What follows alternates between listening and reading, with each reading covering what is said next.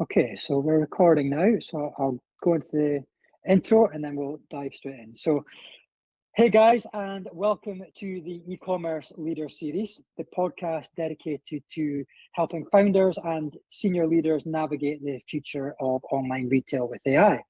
I'm your host, Bryan Kinghorn, head of growth here at Luca AI. And today I'm thrilled to be joined by our guest, Henrik Hoffman Kraft of DEMA.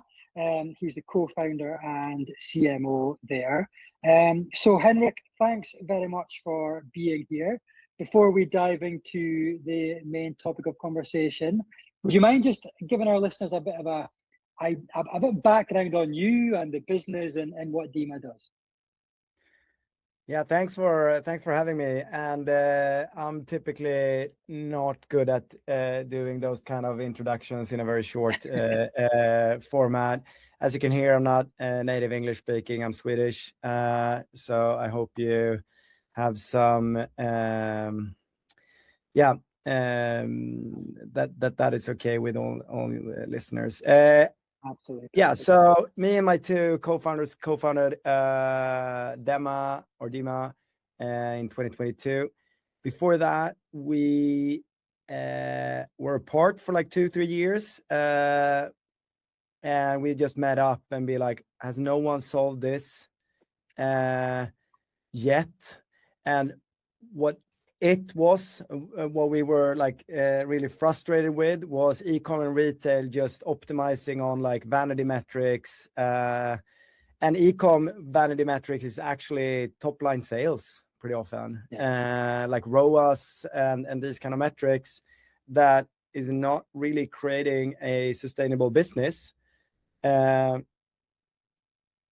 because it can really just like lead you in the wrong way. We scaled the business to 120-30 million euro in revenue. We had like 4 or 5 different websites. It was multi-brand. We had like 200 brands or something. It was everything from Gucci to 3-year-olds to Bounce mattresses to rainwear to Lego and whatnot. We shipped to everything from US, UK, Sweden, all parts of Europe, to South Korea and China and Russia back in the days. So we were truly global, and we had 15 retail stores as well. We built kind of an own mini version of DEMA internally at this company called Baby Shop Group. It took us so long, it costed us so much, and we didn't really get there in the end, but we got to a point we could like, and this was back in the days, like 2018 or something. Like we did profit bidding on contribution margin level, plus your profit LTV upcoming 12 months. So we were super sophisticated back then, and like, I don't know if it was like Nordic managing director of Google or whatever, like called us up and be like, hey, all alerts from like the Google network, like you're doing something super unique here, like super sophisticated. Can we be on your board and really like ship in and see what you guys do? So yeah, we built all that back in the days, but it was still not really sustainable, and it took so much time as a retailer to maintain that. And then we split apart around, I don't know if it was like 2020 or something, and did different stuff, met up 2 years later, and everyone was just still bidding on ROAS or sometimes POAS, but you know, it was just a mess back in the days. So we built this company really from ground up, data first, making sure all your data is connected, all the orders with all the products, all the inventory, all the customers, really the unit economics per order, ad platform data, CRM, you name it. We built the tool we wanted to have when we scaled that business. And then came the LLM era, right? So obviously we now deploy agents on top of this with data that is really AI ready, making it so much more easy and actually token efficient versus, let's say, Claude, and super easy to scale and maintain within your org. So that's kind of me and DEMA Okay. in Nice. 5 minutes or Awesome. so. No, it's really interesting to hear. So I suppose, like, if you were to break it down into a, in a nutshell, if I'm a brand owner, which I am actually, separate to Lucas stuff, I've got Love my own it. e-commerce brand. What would be my main driver to utilize DEMA within my sort of tech stack, if you like? Yeah, so we really solve the complexity of your business, the day-to-day trade, but also the big decisions as like, okay, replenishment or our customer base, who are actually champions versus not, and what is just noise, and what are really drivers versus just like correlation. But many use DEMA for automating more or less everything for the trade meeting. Okay. Many use DEMA for everything replenishment. Most use DEMA for everything performance marketing, kind of, to get down into the details of creative analysis, to media mix modeling or marketing mix modeling, meaning like really understanding your optimal budget allocation. And again, not just for top line, but we include the bottom line as well, right? So you can really optimize for profitable growth, and really optimize for profitable customer acquisition and not just new customer acquisition, and so forth. Okay, cool. Nice one. So I suppose then, as you said, you started the DEMA side in 2022, is that right? Yeah, correct. Yeah. Okay, cool. So as DEMA has been growing over the years, I assume it's been growing year to year. What's been some of the challenges that you faced, as a business owner over that period, and how has AI helped you within your role to navigate those challenges? So yeah, talk to us about, obviously it's always good to talk about the stuff that's great and going well, but what are some of the challenges that you've experienced, and how has AI helped you? Yeah, this will sound very obvious to everyone, I think, but it was not obvious to us at the time. But assume that you have built DEMA yourself. You can help whatever brand out there. Like, let's say we have Acne Studios and represent as customers or whatever, right? Stores, a lot of stores data, like the POS and whatever in DEMA, and multiple warehouses. Like we have no issue at all dealing with those complexities. Like that is really where we shine. When the visual, like the UX UI in DEMA, is still kind of old school reports, dashboards, and these kind of things. It's still up to the user to be analytical. Okay. And I usually take examples of this, so I co-founded the business with the co-founder of the other business that we scaled, the Baby Shop Group, but also with David. David comes from like big data, finance, whatever stuff that most of us don't understand at all, like derivatives or whatever it is. I studied business, but I have no clue what that is. It's just an insane amount of data, and you need to like get something out of it. And it has been like working with Python code for forever and whatnot. Like he can look at a table and get action out of a table. Yeah. He just need the data and sliced by whatever dimension in a table, and maybe some year over year or versus targets or these kind of things, right? Or trend or whatever. He just understands data. Yeah. I would argue that 95% of us don't.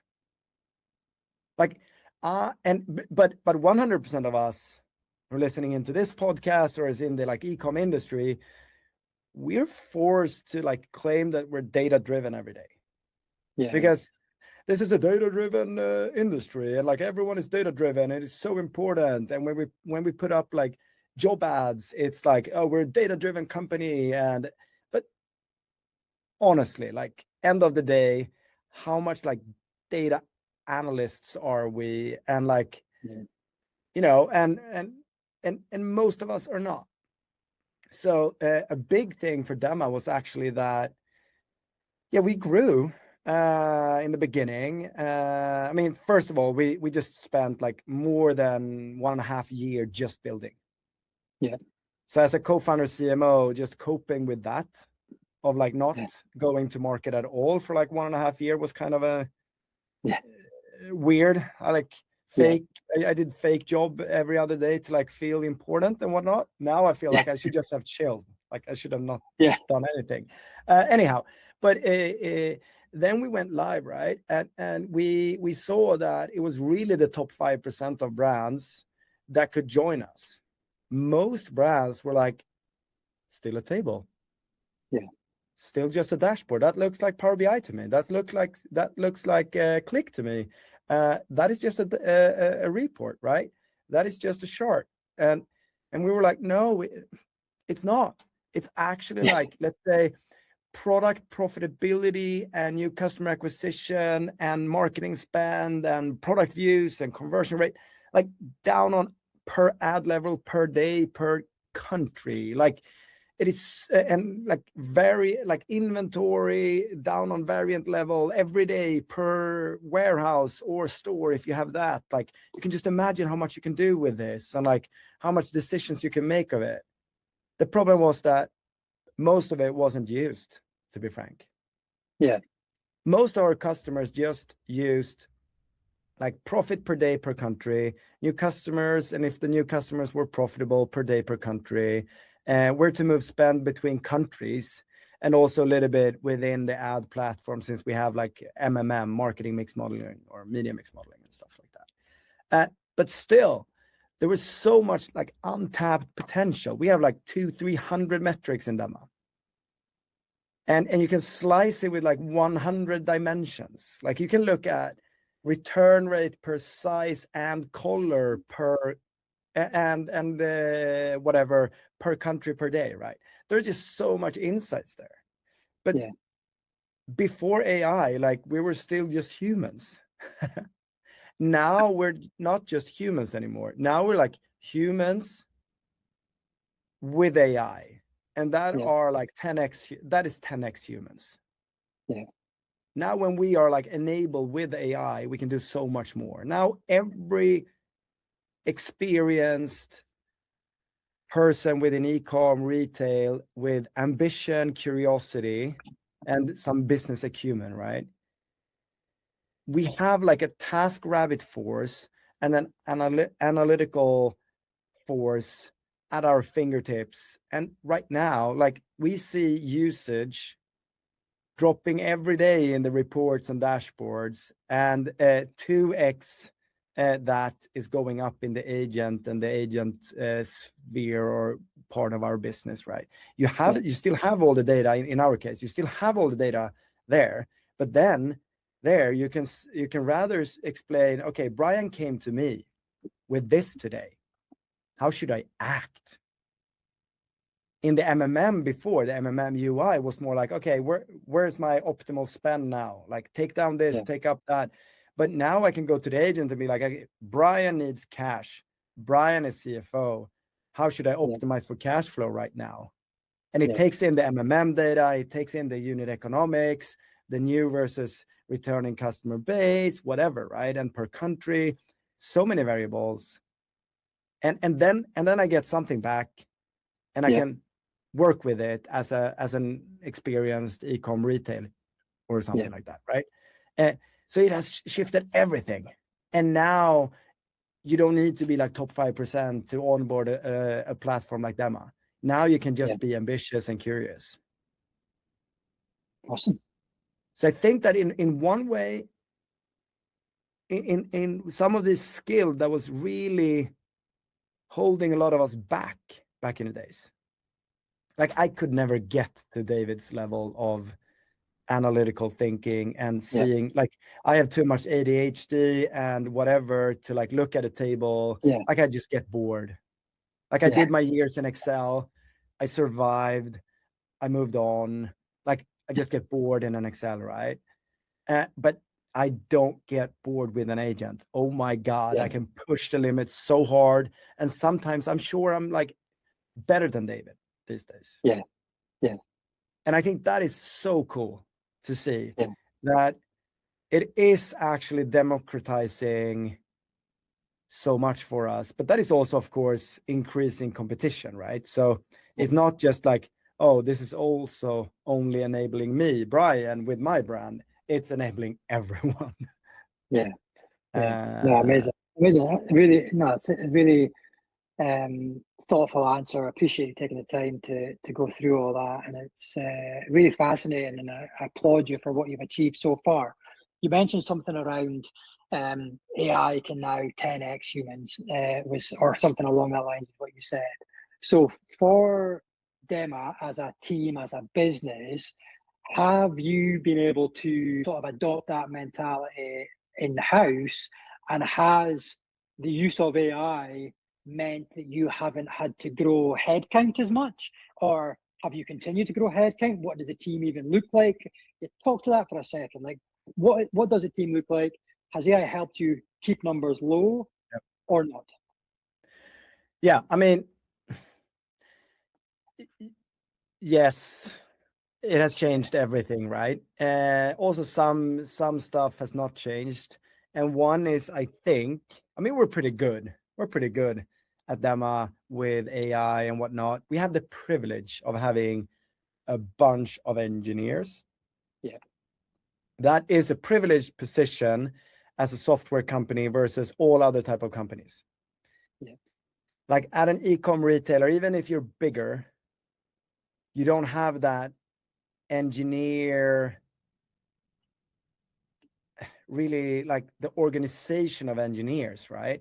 Yeah. We can be like, okay, let's have a sprint of 2 weeks where we focus internally on internal processes. And all of a sudden we have, engineers worked 20 years with like data infrastructure and whatnot on the stock exchange where nothing can be done ever, to like really AI native engineers that are very young and like super AI native.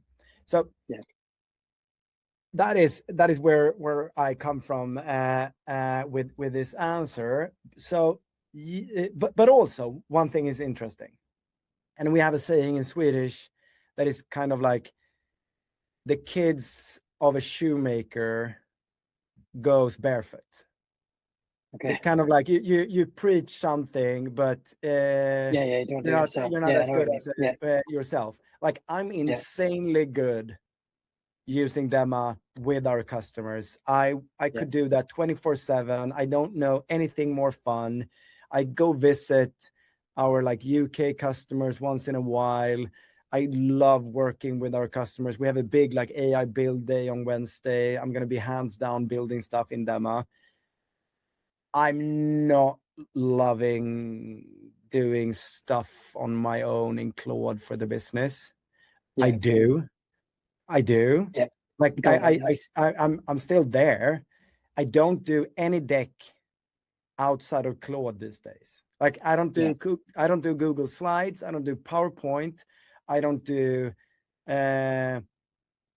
Figma presentation that we moved on to before that to be like really cool, whatever, startup, and not doing Google Slides anymore. Like we do everything with our own MCP. Yeah. So we created like a DEMA MCP. Engineers like can really orchestrate it, make it safe, write servers, letting no one in the company have write access to some tools, only read access, like really steering. So us as a team internally can just push the boundaries without being afraid. And I've heard that from so many people, even like brand leaders, like make sure to build that environment so people feel like I cannot really do that much harm here. Because as a brand, for example, if you do stuff that we help brands with, but you do it outside in Claude with, let's say, customer analysis, whatever, you're all of a sudden like not necessarily GDPR compliant. Like you're sending shit all over the place, like US servers, whatever, like where those email addresses going, and you know what. So that has helped us tremendously. Having 2-3 engineers working a sprint of like setting that one up. Personally, you can just imagine how good I am at like following up, answering emails. Like I'm not an inbox zero person. Yeah. But I, like everyone, I think I thrive when my email inbox is at 0. Yeah. Okay. And I think that is also where like AI is so good in general. Like, okay, because now I'm now an email inbox 0 person. Yeah. And that is because I've had help from like internally, because I don't want to build on my own outside, because it is actually taking so much time. So I'm doing some, but I want it in this like protected era. But now my Gmail is connected, my Slack is connected, my Teams is connected, and Slack and Teams are where we are connected with all our customers in general. But that is connected. All my meetings and transcripts are connected. So my agent that runs every day, summarize what I've promised everyone to do, write drafts to all emails in my inbox. So then now I can block an hour and always be up to date. Yeah. And it's so nice to just be like led. And if you compare that even to 2 years ago, as an example, like how much more time has it got you back? Like all these things, like it's unbelievable how quick, and even maybe a year or two, it's not that long ago that this has changed dramatically. You have to spend whatever the day was, be a whole day on a Friday, finding out who am I due to reply to, who have I prompted, and now you can have it just there for you all the time. Yeah, and it's time, but I don't know how you feel about this. One thing is actual time, like, oh, I need to sit down for a day to like get up to 0 again or whatever. But it's also my head. Yeah. But like the freedom when thinking, because I work all my waking hours in one way or another, right? I sometimes can really be offline also in my head, but otherwise I always thinking about DEMA, about our customers, about marketing, about this podcast, whatever it is, right? Now I don't need to think about what is in my Gmail inbox that I haven't answered. And that freedom is also like a multiplier to every minute, hour, and it's also stress, right? So it's also like health. So I think that is also worth taking into account. Like, and that's why I'm like optimizing for, personally, I optimize for like creating this type of workflows that actually gives me freedom of thinking or whatever, right? So it's not just saving time, it's also affecting all my waking hours. Yeah. No, I totally. I would say I've probably not fully thought about that side of things. I've thought about being more organized, having more time back. But yeah, you're right. I probably haven't thought enough about the headspace clearing that these types of tools can help you with. And yeah, I'm going to start now reframing how I think about some of these things as well, because great way of thinking about it. So thanks. I've definitely learned something. Nice. Today, so I appreciate that. So obviously your role, I know you're co-founder obviously, but when you take your CMO role, so you are CMO of DEMA. So from your own perspective, so analyzing DEMA's performance as a business, as a brand, are you using DEMA to do that on DEMA, or how are you? What tools are you using to help analyze the performance of DEMA as a business, separate from what DEMA does for your clients, if you know what I mean? Yeah. So here is where the shoemaker really, that saying really comes into play. Like, I wear no shoes. Like, I don't use any tool at all, kind of, as a like what you could think of as attribution or whatever for B2B. Our platform needs like data volume that is like hundreds of X bigger than our own volume, right? Like B2B SaaS or whatever we want to call ourselves, right? We have so little data that it's a joke in an e-commerce perspective. Like the second you have like sales on an e-com website, you're like surpassing most SaaS businesses volume in data. It's just and since I don't trust so much of the e-com data, that's why we have invested so much in like building an MMM, for example, so that you don't just trust the clicks and the cookies and whatnot, right? So you can really look at just how much do we spend and how much do we get, kind of, and doing like a regression model of that. That's kind of like what MMM is, very simplified. But because of that, I'm like holding back on all type of tool spending. We have HubSpot, where we track like sales and conversations in sales processes and whatnot.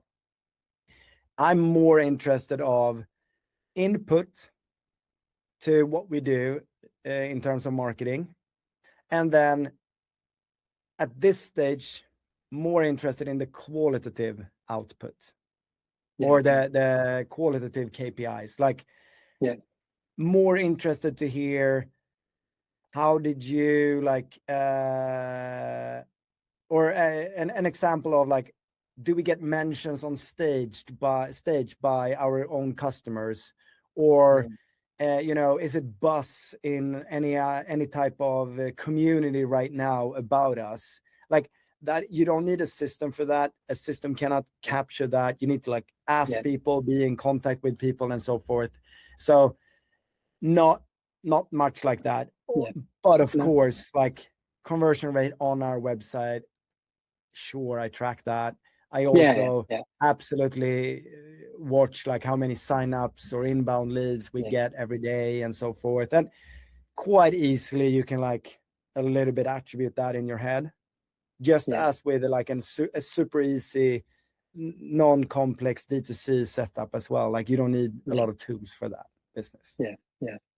Awesome. No, great answer. And it's interesting to hear how different businesses track all these things, whether you're B2B SaaS or B2B agency, whatever you happen to be. There's obviously less data that there is for e-commerce brands, but what you decide to do with the data you do have will be very different depending on what your goals are. So no, thanks for sharing that. And so then in regards to looking ahead then for DEMA over the next sort of 3 to 5 years, like, or maybe not even go as far as that, because things are changing by the week at the moment so much. But in the next year or so, how do you continue? How do you see DEMA continually evolving over the next year or so? Wow, I think we have great momentum now in the Nordics and UK. We're adding in the upcoming like 3. I mean, we're already there in some countries, but we're adding 2-3 more countries in the upcoming, let's say half a year. That let's say in a year should be at more of a scaling phase and not much like this, very much like test everything out phase. So that is kind of where we are in terms of growth, I guess. In terms of offering and products, like we have a great like big launch on the 2nd of June. I don't know when we're going live with this. Probably after 2nd of June. I can probably Now we're recording 1st of June, right? So so big launch tomorrow of more of like and call it an operating system for agents in e-com and retail, and that will even more largening our scope, how we serve retail and e-com. Because remember to like what I said in the beginning of like where we come from with this business, really building data infrastructure and connecting everything. Yeah. When we have all this data, you can be so broad in use cases that it's almost impossible to like market. Yeah. To like be marketing a one-stop shop solution for everything e-com retail. Maybe not that like edgy and understandable, but I think in let's say 6 to 12 months, people will expect that, because people expect everything to be solved by OpenAI or Anthropic these days. And they are bouncing into walls all the time. They're like, oh, it's not solved here. Why is it not solved here? Like, I think that is so fascinating how many people have changed their expectations on tools so fast, because everyone expects everything to be served by Claude Opus 4.8 now. Like, can it do this in an amazing way? Oh my God, it's not really that much better than 4.7. And like, go back 5 years and like expect the tool to do more than one thing, and everyone was like, nah, that's a little bit too broad. Actually, I want every tool to do one thing in the best way possible. So we're going there as well, basically, of serving more levels and more teams with more type of tasks at e-com and retail businesses. Amazing. Awesome. Well, thanks very much for your time, Henrik. Your expertise and experience has been very valuable for us and our listeners to listen to. So before we wrap up, where can our listeners find out more about you, more about DEMA? Is it LinkedIn? Is it Instagram? Where should people find you, basically? I wouldn't go look for me on Instagram. It's mostly old pictures, and you can imagine my wife wants me to share more, but I'm a very typical guy there.